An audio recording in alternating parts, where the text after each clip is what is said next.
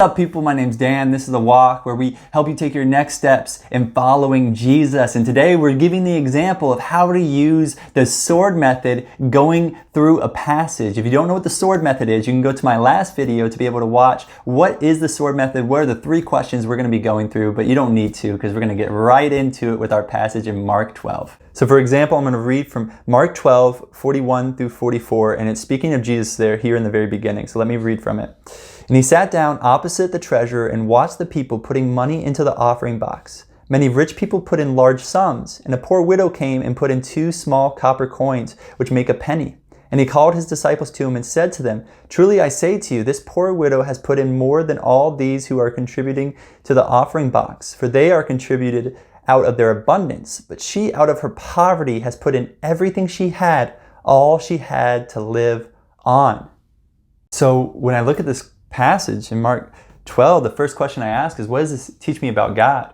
Well, Jesus being God, he actually speaks about how this woman who gave less actually is going to get rewarded more by God, that she gave more to God than the people that gave a large sum because they gave out of their abundance. So one of the first things I learn about God when I ask the question, what does this teach me about God? I learn that God doesn't care about the amount that we give, but our heart behind what we give. See, he's not worried about, man, if I give $1 million or if I give $10. He's worried, where is my heart at? See, she gave out of her poverty because she saw the responsibility of it. They gave just because they had the money to give. They had no other purpose of it. Their heart was not truly to sacrifice and give to God. Then I look at this passage and I ask the question, what does it teach me about people? Well, it teaches me that it's easy to give out of our abundance, right? It's way easier to give when it doesn't really affect us. But it's much harder to give when it's a sacrifice, when it's something being taken from us. That's when this is a really hard to give. This widow gave when it was a sacrifice. It was a burden to her to actually give up this money. These other men, it wasn't a burden. And that's why it meant more for her, because she sacrificed. So it teaches me about people. We're more likely to give when it doesn't actually negatively impact us, when it doesn't actually become a sacrifice or is actually something being really taken from us. When it's out of our abundance, we can just give because we have no other use for that money, then it doesn't mean as much. And it's way easier for us as humans to do that. Then, lastly, what does this tell me to obey? Well, it tells me that God really cares more about us giving sacrificially to his kingdom than the amount that we give.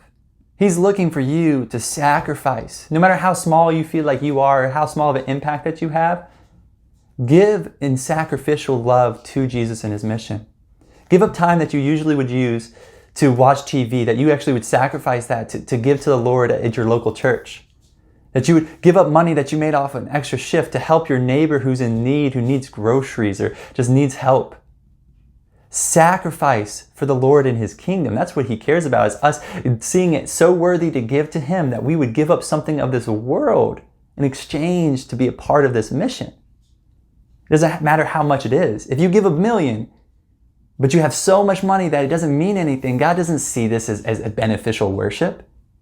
But if you give a penny, and it's a real strain on you in some small way that you have to trust God by giving him that penny, because you were going to use it for something else, that means something to him. It doesn't mean that we go broke, we don't have savings. It doesn't mean that we just give everything to the Lord, but it means that we think strategically on, Lord, this is your life, not mine.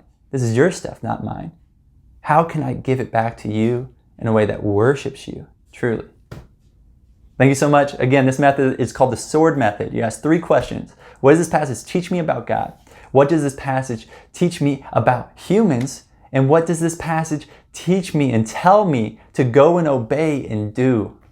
Thank you so much for watching. If this video was helpful to you, please leave a like, subscribe. We're going to put out content that helps you practically live out your faith. I'm so excited to be here. Thank you all for watching. Goodbye.